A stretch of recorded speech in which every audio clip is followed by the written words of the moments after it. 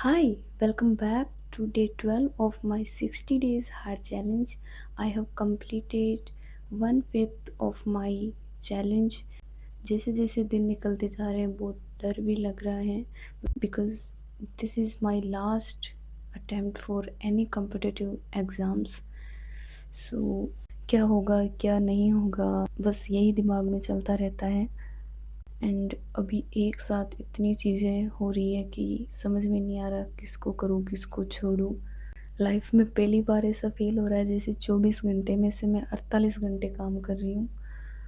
But एक satisfaction भी है कि हाँ, मैं अपनी ड्यूटी कर रही हूँ। आगे कुछ भी हो मेरे माइंड में ये तो नहीं रहेगा कि मैंने अपनी साइड से एफ़र्ट्स पुट नहीं किए हैं। सो सबसे पहले मैं आज उठ गई थी 5:45 पे एंड जल्दी उठना इसलिए स्टार्ट कर दिया बिकॉज़ रनिंग के बाद मैं 8 बजे तक वापस स्टडी पे बैठ पा रही थी। बट मेरा टाइम टेबल के अकॉर्डिंग मुझे 7 बजे मैथ्स स्टार्ट करनी होती है। सो मैं आज जल्दी उठ गई थी एंड रनिंग करके मैं 7 बजे तक वापस आ गई थी। एंड आने के बाद मैंने डेली के जैसे ही पहले अपनी टू डू लिस्ट बनाई एंड उसके बाद मैंने मैथ्स में बुक से प्रैक्टिस करना स्टार्ट कर दिया। आज मुझे profit and loss and simplification करना था। सो पहले मैंने ये दोनों कंप्लीट किए एंड आज मैंने सोचा था कि इन चैप्टर्स को कंप्लीट करने से पहले मैं ब्रेकफ़ास्ट भी नहीं करूँगी। सो मैंने कंप्लीट करने के बाद ही खाना खाया था एंड देन उसके बाद मैंने इंग्लिश स्टार्ट करी थी। इंग्लिश में मेरे अब मैं नोट कर रही हूँ कि स्पेलिंग्स में बहुत मिस्टेक्स हो रही है। जो लॉन्ग वर्ड्स होते हैं वो मेरे सारे करेक्ट हो जाते हैं बट जो नॉर्मल वोकैब्युलरी पूछते हैं उसमें से मेरे बहुत सारे क्वेश्चंस रॉन्ग हो रहे हैं। सो आज सबसे पहले मैंने स्पेलिंग्स ही करी थी एंड देन मैंने किए थे फिक्स्ड प्रेपोजिशन एंड ग्रामर में आज एडजेक्टिव की कंप्लीट हो गई है मेरी सारी एरर्स।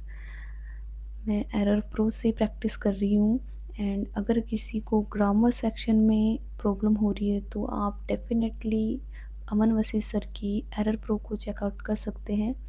एंड इतना करने के बाद मैंने दिया था एक चैप्टर टेस्ट एंड एक सेक्शनल टेस्ट फॉर इंग्लिश। आज मेरे इंग्लिश में मार्क्स बहुत कम आए थे बिकॉज़ इस मॉक में 2-3 क्वेश्चन अजीब से ही पूछे हुए थे जो मैंने आज तक कभी देखे हुए ही नहीं थे। आज कॉम्प्रिहेंशन में एंड ग्रामर में कोई मिस्टेक्स नहीं हुई थी। बस वोकैब सेक्शन एंड पीक्यूआरएस में मेरी मिस्टेक्स हुई थी। एंड कॉम्प्रिहेंशन में मैं अमन सर वाली क्लास ही कंटिन्यू कर रही हूँ। उससे बेनिफिट का तो पता नहीं बट अब मेरे कॉम्प्रिहेंशन में वैसे मैं ध्यान से पढ़ने लग गई तो रॉन्ग नहीं हो रहे क्वेश्चन। बट देखेंगे कि टफ़ कॉम्प्रिहेंशन पूछता है तो उसमें क्या होता है। एंड रीजनिंग में मैंने आज 2 चैप्टर टेस्ट दिए थे, एक बेसिक वाला और एक एडवांस वाला एंड इसके बाद मैंने सेक्शनल दिया था एक जिसमें मेरा स्कोर था 47.5। एक डिक्शनरी से था जो मुझे समझ में ही नहीं आया, हिंदी और इंग्लिश दोनों में चेंज करके मैंने देखा था बट फिर भी वो रॉन्ग हो गया। एंड रीजनिंग करने के बाद मैंने जीएस स्टार्ट किया था। जीएस में मेरे चल रही है ज्योग्राफ़ी एंड मैं बता दूं कि मैं ज्योग्राफ़ी को कम्प्लीटली नहीं पढ़ रही हूँ। मैं फैटमैन से वो टॉपिक्स पढ़ रही हूँ जो मोस्ट इम्पोर्टेंट हैं। एडिक्विटी में ज्योग्राफ़ी से ना के बराबर क्वेश्चंस पूछे गए थे। सो मैं इम्पोर्टेंट टॉपिक्स ही कवर कर रही हूँ उसमें से। एंड करंट अफेयर्स के लिए मैं अब शिफ्ट हो गई हूँ परचम क्लासेस पे। सो वहाँ पे 1 मंथ की 3 क्लासेस मिलती हैं। सो मैं अब मंथली ही करने वाली हूँ।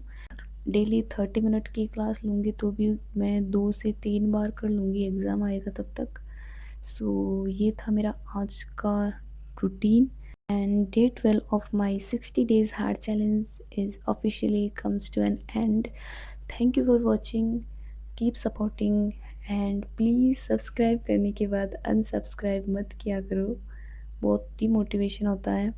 एंड आप भी पढ़ते रहिए अच्छे से, अपना ख्याल रखिए एंड मिलते हैं नेक्स्ट वीडियो में, तब तक के लिए बाय बाय।